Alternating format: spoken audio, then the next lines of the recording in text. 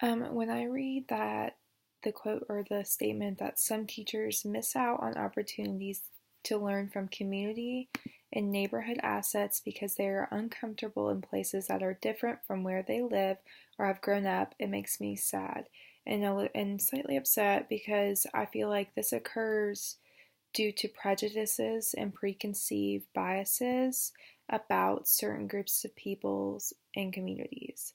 This is clearly harmful to students to have these prejudices and these biases against groups of people or communities because that student coming from that group of people or those communities, the teacher is clearly going to have the same prejudices against that student, which is just it's just unfair. It's just unfair to have prejudice about communities and whole groups of people. Um, I think that this is just going to stunt a student's growth if a teacher already doesn't like you based on what he or she already thinks about a group of people or your community, then you're clearly not going to benefit from being in that teacher's classroom.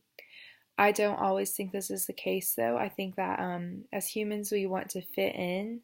So maybe there's hesitation to get involved because the teacher, he or she, may feel um, a fear of rejection. So I think that we tend to stick to what we know and we are comfortable with. And I think for some people, it's very hard to step outside of their comfort zone. Um, but I think that in this case, people should still just really try to get outside their comfort zone, maybe just start talking to a few um, parents of the students and maybe seeing what they suggest that you can get involved in, or talking to a coworker that has been in this community for a while and knows more people and knows things that you can do to get involved and to better understand the community. I think that persistence is key, and if you do get rejected, that just keep trying, just putting yourself out there. It shows that you really care and you do actually want to better understand this community.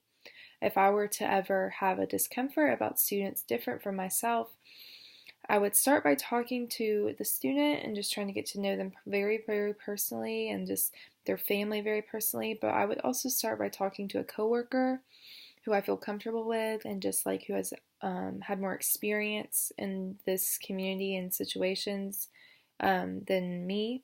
And I could ask him or her to show me around the area or to talk to talk to me about some ways I can get involved and introduce me to people in the community. So you don't have to do it alone. So like finding a friend that can really help you put yourself out there.